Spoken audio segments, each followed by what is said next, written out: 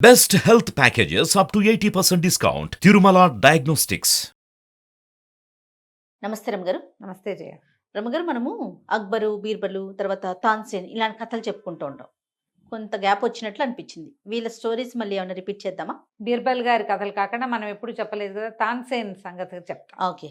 ఈ తాన్సేన్ అనే ఆయన ఏంటంటే సంగీత విద్వాంసుడు. మ్. అక్బర్ పాదుషా కాలంలో బీర్బలు అక్బర్కి చిలకాడుగాను మంత్రిగాను ఉండేవాడని, తాన్సేన్ వాళ్ళ ఆస్థాన గాయకుడు అని చెప్తారు. తాన్సేన్ చాలా అద్భుతమైన గాయకుడు. సంగీతంలో మహాద్భుతాలు చేశాడు ఆయన. అయితే ఏమైందట, ఒకసారి బీర్బలు అక్బరు మాట్లాడుకుంటున్నారు. ఏదో ఏదో సందర్భంలో మాట్లాడుకుంటూ సంగీతం గురించి వచ్చి, దీపక్ రాగం బాగుంటుంది, దాంతో దీపాలు వెలిగిస్తారు అని బీర్బల్ అన్నట్టు. అనేసరికల్ నేను ఎప్పుడు వినలేదే, తాన్సేన్ ఎప్పుడు పాడలేదన్నాడు అక్బర్. అయితే బీర్బల్ ఏమన్నాడంటే, ఈసారి అడగండి, ఇక రాగం పేరు చెప్తే ఆయనే పాడతాడు అనేసరికల్లా ఒక మర్నాడో మూడో రోజు బీర్బల్ ఆస్థానంలో ఉన్నప్పుడు, అదే తాన్సేన్ ఆస్థానంలో ఉంటే అక్బర్ గారు అడిగాడట, దీపక రాగం పాడి వినిపించండి అని. ఈయన గతుక్కుమన్నాడు. దీపక రాగం చాలా అద్భుతమైన రాగం.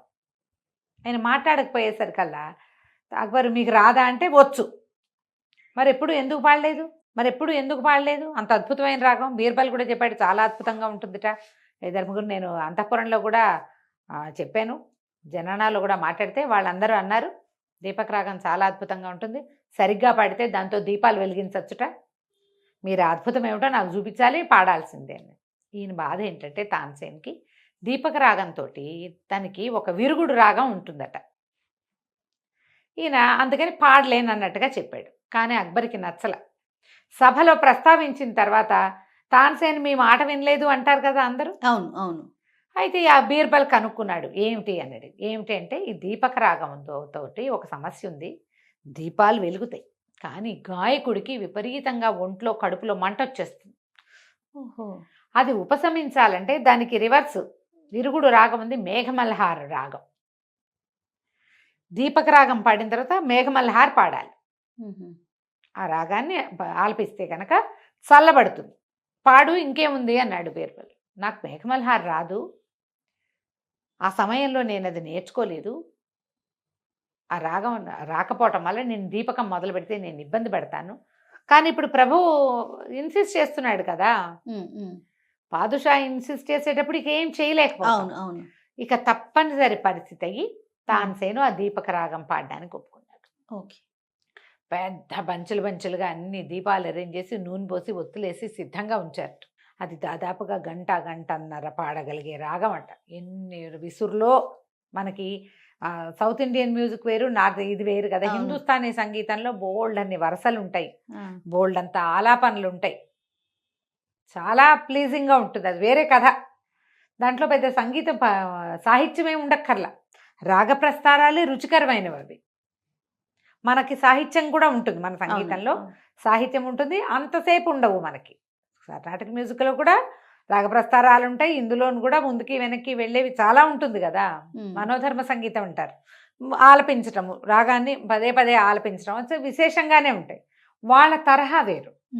అది మొత్తానికి రాగాలాపన చేసాడు. ఏదో చిన్న సాహిత్యం ఉంటే అది కూడా పాడాడు. అసలు ఎంత ఉత్తేజితమైపోయిందోట సభ, అంత ఉర్రూతలోకిపోయింది సంగీతంలో. మహాద్భుతంగా ఉంది. జనాలు ఎంత ఎక్సైట్ అయిపోయారట. చివరికి దీపాలు కూడా వెలిగినాయట, మొత్తం దీపాలన్నీ వెలిగినాయి.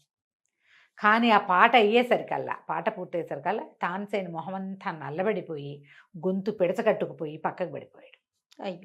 అయ్యో ఈయనకి ఏదో వచ్చిందని సరే వైద్యుడిని పిలిపించారు.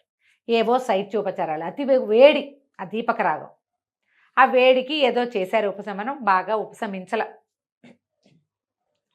జరగల. ఆ మొహం నల్లగా అయిపోయింది, స్కిన్ అంతా నల్లబడిపోయింది, కళ్ళు జ్యోతుల్లా ఉన్నాయి, జ్వరం వచ్చినట్టుంది, గొంతు మంట, కడుపులో మంట, ఒళ్ళంతా సర్వాంగాల్లోనూ మండుతున్నట్టుగానే భావన.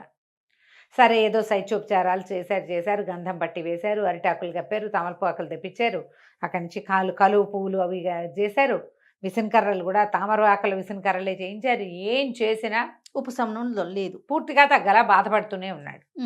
కొంత మంట తగ్గింది వీటితోటి. అక్కడి నుంచి సరే ఏమన్నారు, కొంతమంది సలహా చెప్పారు, ఈయన కొంచెం నదీ తీరానికి పంపిస్తే, చల్లగాలికి నదీ తీరంలో కనుక ఉంటే కొంచెం తగ్గొచ్చు. అన్నారు. అప్పుడు నదీ తీరం ఏమనుకున్నారు, ఈ ప్రాంతాలు కాకుండా ప్రశాంతంగా కూడా ఉండాలి, ఆయన ఒక్కడే ఉంటే ఏదో మెల్లిగా ఆ రాగం ఈ రాగం పాడుకుని స్థిమితంగా ఉంటాడని ఏం చేశారు, అప్పట్లో వీళ్ళు గుజరాత్ రాష్ట్రాన్ని జయించే ఉద్దేశంలో ఉన్నారు. ఆ ప్రాంతంలో సాబర్మతి నదీ తీరానికి పంపించారు. అక్కడ నది ఉంది కదా, అవును. అది చల్లగా ఉంటుంది అక్కడికి పంపారు. పంపితే ఈయన ఆశ్రమంలో అట తిరుగుతుండేవాడు. ఆశ్రమం అంటే అది ఆ నదీ తీరంలో ఏదో ఒక కుటీరం లాంటిది ఏదో వేసి ఇచ్చారు ఆయనకి. ఫ్యామిలీ కూడా ఉండుంటుంది.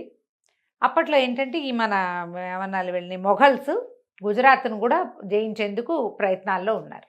ఓకే. కొంత వార జయించారు కూడా. అయితే ఈయన ఈ నదీ తీరంలో తిరుగుతూ ఉంటే కొంతమంది ఆడవాళ్ళని చూస్తుండేవాడు. పొద్దున్నే నీళ్లు మోసుకుని వచ్చి నదికి వచ్చి నీళ్లు పుచ్చుకుని వెళ్తుండేవాళ్ళు. ఈ మోసుకెళ్తున్న వాళ్ళల్లో 2 అమ్మాయిలు కనపడ్డారు ఈయనకి. పెళ్ళిళ్ళైన పిల్లలే, 2 ఆడపిల్లలు. ఈయన ఒక పక్కన అట్లా సోలిపోయి నిద్రపోతున్నట్టుగా కూర్చున్నాడు. ఈ వెళ్తున్న అమ్మాయిలు ఇద్దరు అక్క చూడవే, ఈయన దీపకరాగం దెబ్బకు పడిపోయినట్టున్నాడు, మాడిపోయినాడు మనిషి అనేసరికల్లా ఉలిక్కిపడ్డాడు. ఇంటి దీపకరాగం అంటున్నారండి.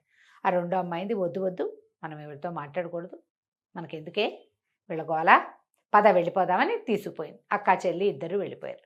రెండో రోజు చూసి ఆ అమ్మాయిని పట్టుకున్నాడు ఈయన. అమ్మాయి మీరేదో దీపకరాగం అన్నారు, మీకు ఎట్లా తెలుసు? నాకు దీపకరాగం వల్ల ఇబ్బంది వచ్చిందని అంటే, మా అక్కయ్య బాగా పాడుతుందండి, అక్క బ్రహ్మాండంగా పాడుతుందండి, మా చెల్లెలు కూడా పాడుతుందండి అంది రెండో ఆవిడ. అని దీపకరాగం వల్లే మీకు ఇట వచ్చింది, దీనికి మేఘమల్హార్ రాగం దీని విరుగుడు, మీకు తగ్గిపోతుందండి అని మేఘమల్హార్ పాడుకోండి అనేసరికి నాకు మేఘమల్హార్ రాదమ్మా, నాకు రాదు, మీకు వస్తే మీరు పాడతారా, నాకు ఈ ఒంటి బాధ తగ్గుతుందన్నాడు. ఈ లోపల సరే ఆ మాటలు పెరిగేసరికల్లా ఈయన మెల్లిగా నేను తాన్సేన్ అని అక్బర్ పాదుషా ఆస్థాన గాయకుడిని అనగానే వీళ్ళిద్దరు తెల్లబోయారు. ఏమిటి మన రాష్ట్రాన్ని ఆక్యుపై చేయడానికి వస్తున్న వాడి తాలూకు వాళ్ళని గబగబా వెళ్ళిపోయారు. హెల్ప్ చేయలే వెళ్ళిపోయారు. వెళ్ళిపోతే 2 అమ్మాయిల్లో పెద్ద అమ్మాయి పేరు తానా, రెండో అమ్మాయి పేరు నానా. తానా నానా అన్నమాట. 3-4 రోజులు వాళ్ళు ఇంకా రాలా. 4 రోజులు రోజు వెయిట్ చేశాడు ఈయన ఆ చెరువు దగ్గర, నది దగ్గర ఉండి 5-6 రోజుల తర్వాత మళ్ళీ పట్టుకున్నాడు. అమ్మ ఎంతో బాధపడుతున్నాను, నదీ తీరం, ఇది అవకాశం బాగుంది, పాడండి అమ్మా అని అడిగాడు. అడిగితే మీరు ఎవ్వరికీ చెప్పకూడదు మేము మీ దగ్గర పాడామని, కేవలం మీకు సహాయం చేయడానికి ఈ 4 రోజుల నుంచి ఆలోచిస్తున్నాము, ఎవరికీ చెప్పకుండా ఉంటామంటే పాడతామన్నారు. అనేసరికి సరే అని అన్నాడు. సరేనంటే నదీ తీరంలో తెల్లవారుజామున రేపు పొద్దున్నే రండి పాడతామని, రేపు పొద్దున్నే తెల్లవారి 4 గంటలకల్లా వాళ్ళు వచ్చేసి అక్కా చెల్లి ఇద్దరు మేఘమల్హార్ రాగం పాడారు. మేఘమల్హార్ పాడితే మబ్బులు వచ్చి వాన వస్తుందట, ఆ రాగ లక్షణం అనమాట. కొద్దిగా తెలిమబ్బులు వచ్చి కొంత వాన పడింది. ఈయనకి ఆ లోపల మండిపోతున్న దీపక రాగం తాలూకు ఆలాపన వల్ల వచ్చిన మంట అంతా తగ్గిపోయింది. పిచ్చి నల్లగా అయిపోయిన మొహం అంతా రంగు మారి లేత రంగుకు వచ్చేసింది. ఎంత సంతోషించాడో. సంతోషించి వాళ్ళిద్దరికి ఏవో బహుమతులు ఇవ్వబోయాడు. వాళ్ళు మేము పుచ్చుకోమండి, ఇది మా రాష్ట్రానికి విరుద్ధము, మీరేమో అక్బర్ పాదుషా ఆస్థాన గాయకులు, మీకు అంతా డబ్బు అక్కడి నుంచి వస్తుంది, మొఘల్స్ దగ్గర డబ్బులు తీసుకుంటే మాకు పనికిరాదు, మేము వద్దు అని చెప్పి వెళ్ళిపోయారు. అయితే ఏమైంది, ఈయన ఆరోగ్యం చేకూరిన తర్వాత ఏముంది, ప్రభు దర్శనం చేయాలనుకుంటారు కదా సహజంగా, వెళ్ళారు. వెళ్ళేసరికల్లా అందరూ ఆశ్చర్యపోయారు, ఇదేంటి ఇంత మామూలుగా ఎటైపోయాడు. వాళ్ళేమో అందరూ ఎట్లా తగ్గిందంటే అతను ఆ రహస్యాన్ని ఎవరికి చెప్పలేదు. అయితే కొంతమంది ఏమన్నారు, రాజుగారికి చెప్పారు, తాన్సేన్ భలే తెలివైన వాడండి, మీ దగ్గర దీపకరాగం పాడాడా, అనారోగ్యం వచ్చిందని సెలవు పెట్టి 4 నెలలు సాబర్మతి దగ్గర గడిపేశాడు, అతనికి వచ్చు మేఘమల్హార్, మన దగ్గర పాడితే ఏముంది, ఇది 2 కనపడతాయి, మీరు ప్రతిసారి పాడిచ్చేస్తారు, తనకి రెస్టు దొరకదు, అందుకని ఈ 4 నెలల విశ్రాంతి, మీరు ఇబ్బడి ముబ్బడిగా ఇచ్చిన డబ్బు ఇవన్నీ వాడుకుని గుజరాత్ వెళ్ళి హాయిగా రిలాక్స్ అయ్యి వచ్చాడు, సంవత్సరానికి సెలవుల్లాగా 4 నెలలు సెలవులు పుచ్చుకొచ్చాడు అని పుట్టించారు. ఇలా పుట్టించే వాళ్ళు ఇప్పుడు కూడా ఉన్నారు కదా. పుట్టించేసరికి అక్బర్ నిలదీశాడు తాన్సేన్, నీకు ఎట్లా తగ్గిందో చెప్పంటే అక్కడ ఎవరో పాడారు అని చెప్పాల్సి వచ్చేసరికల్లా ఇక ఆ పాట నేను వినాల్సిందే అని పట్టుకున్నాడు. అయ్యో, వినాల్సిందేనంటే ఇంక ఏం చేస్తారు, ఆ, వాళ్ళు ఆ స్త్రీలటి వాళ్ళు పెద్దగా ఇష్టపడకపోవచ్చు అంటే ఆయన ఒప్పుకోలేదు. ఉమ్, మనం దాన్ని జయించబోతుంటే, గుజరాత్ మన కైవసం అయిపోతుంటే, మన పాలనలో ఉన్నవాళ్ళు మనకు కాకపోతే ఎవరికి వినిపిస్తారు పాట? ఏమైనా సరే ఆ సంగీతం వినాల్సిందేనన్న. మళ్ళీ అడిగారు, మేఘమల్హార్ పాడితే మబ్బులు వచ్చి వాన వస్తుంది కదా అని అడిగాడు. అడిగితే వస్తుందన్నాడు తాన్సేన్. అబద్ధాలు చెప్పలేరు. ఉమ్. అసలు ఇలా పాండిత్య ప్రకర్ష ఉన్నవాళ్ళు అసలు చెప్పకూడదు చెప్పలేదు. అబద్ధం. అదేలేండి. సరస్వతి కటాక్షం ఉన్నవాడు అబద్ధం ఆడకూడదు కదా. ఉమ్, అవునన్నాడు. నీ కోసం వాళ్ళు పాడిన రోజున వాన వచ్చిందంటే వాన పడింది అన్నాడు. అయితే ఆ వాన పడేది నేను చూడాలి. దీపాలు వెలిగించేది నువ్వు చూపించావు, వాన పడేది వాళ్ళు చూపిస్తారని ఇక తాన్సేన్ ఎంత బతిమలాడినా అక్బర్ వినలా. ఆయన్ని ప్రొవోక్ చేసేవాళ్ళు ఆయనకి ఉన్నారు. అక్కడి నుంచి మొత్తం మూకుంబడిగా ఆస్థానం అంతా వెళ్ళిపోయింది అక్కడికి. అక్కడి వాళ్ళకి కబురు చేశారు, ఇట్లా అక్బర్ పాదుషా వీళ్ళందరి ముందు పాడాలి అని. అమ్మాయిలు ఇద్దరు పాపం ఏం చేస్తారు, సరే పెద్ద సభ అది అరేంజ్ చేశారు. ఒప్పుకున్నారు వాళ్ళిద్దరు కూడా. ఒప్పుకున్నారు. ఇంకా వేరే దారి లేదు, గత్యంతరం లేదు పాపం. గత్యంతరం లేక సరే పాడతామన్నారు. సరే పాట అయిపోయింది. పాట వర్షం అయిపోయింది. పడిందండి. అసలు వాన పడుతోంది. వాన అన్ని చోట్ల మబ్బులు మూసుకొచ్చేసినాయి. అక్కడో జల్లు వర్షపు వాసన, వర్షపు గాలి వస్తుంది. ఈ అమ్మాయిలు ఇద్దరు లేచి నిలబడి సభకు ఒక నమస్కారం చేసి ఒకళ్ళనొకళ్ళు కావలించుకుని కెవ్వమని కేక పెట్టి పడిపోయారు. ఏమైందో తెలియలేదు, పరిగెత్తుకుంటూ వెళ్ళారు. ఇంతలో వాళ్ళ భర్తలు కూడా పరిగెత్తుకుంటూ వచ్చారు. వాళ్ళ ఇంట్లో ఉత్తరం రాసి పెట్టి వచ్చారు. ఏమిటంటే, ఇంతమంది మగవాళ్ళ ముందు పాడి మళ్ళీ మేము సంసారంలో ఉండలేము, అయ్యో. పురుషుల ముందు పాడకూడదు. అప్పటి కాలం అది. ఆ, తాన్సేన్ ఒక్కడికి మేలు చేయాలని, ఆయన జబ్బుతో తీసుకుంటాడని, ఆయన కోసం చేసినందుకు ఇట్లా ఇంతమంది మగవాళ్ళ మధ్యలో కూర్చుని పాట పాడవలసి వచ్చింది. ఆహా. కాబట్టి ఇంకా జీవించి ఉండదలుచుకోలేదు, ప్రాణత్యాగానికి సిద్ధపడే ఈ కార్యక్రమానికి ఒప్పుకున్నామని ఇద్దరు చెరుకో కత్తితోటి పొడుచుకుని చచ్చిపోయారు. వాళ్ళు అయ్యయ్యో. విపరీతంగా దుఃఖించాడు తాన్సేన్. అక్బర్ కూడా చాలా బాధపడ్డాడు, అయ్యో వీళ్ళకి అన్యాయం జరిగింది. కానీ ఆ వింత చూడాలని ఉంది. ఆయన బుద్ధి పుట్టింది. వాళ్ళు చచ్చిపోయినా సరే ఉమ్, ఈ వచ్చిన ఆస్థానంగా వాళ్ళందరూ కూడా చాలా మంది వచ్చారు కదా, మంత్రులు వాళ్ళు వీళ్ళు అందరూ సిగ్గుపడి బాధపడ్డారు. కానీ ఇంకా అమ్మాయిలకి వీళ్ళు చేయగలిగే న్యాయం ఏం లేదు. ఆ భర్తలు ఇద్దరికి ఏవో గవర్నమెంట్ ఏం చేస్తుంది అదే కదా చేస్తుంది. అంతేగా. తాన్సేన్ మాత్రం చాలా దుఃఖపడి చాలా రోజులు పాడలేదట. పాడక అలా ఆలోచిస్తూ ఉండిపోయి ఏం చేశాడట, తన సంగీతంలో ఓం అని వచ్చినప్పుడు ఓం తానా నానా అంట మొదలుపెట్టాడు. ఓంకారానికి బదులుగా తానా నానా అని చేర్చాడు సంగీతంలోకి. వాళ్ళిద్దరు తోం తానా నానా అంటారు. తానా నానా వీళ్ళనమాట.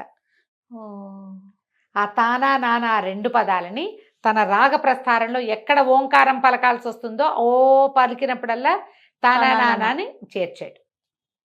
తాన్సేన్ కాలం నుంచే ఈ హిందుస్థానీ సంగీత ప్రస్థారాలలో తానా నానా చేరినాయి. అవి ఈ ఇద్దరు అమ్మాయిలు. ఆయనకి ప్రాణాన్ని రక్షించి అనారోగ్యాన్ని తగ్గించినందుకు వాళ్ళకి ఈయనిచ్చిన బహుమతి ఏంటి, మరణం. ఆయన ఏం చేశాడంటే సంగీతంలో అజరామరంగా ఉండిపోయాడు. అక్కడ వాళ్ళు ఎక్కడైతే అమ్మాయిలు ఉండిపోయారు, ఎక్కడైతే అమ్మాయిలు ఇద్దరు ప్రాణత్యాగం చేశారో అక్కడ ఒక సంగీతాలయం కూడా కట్టించాడు.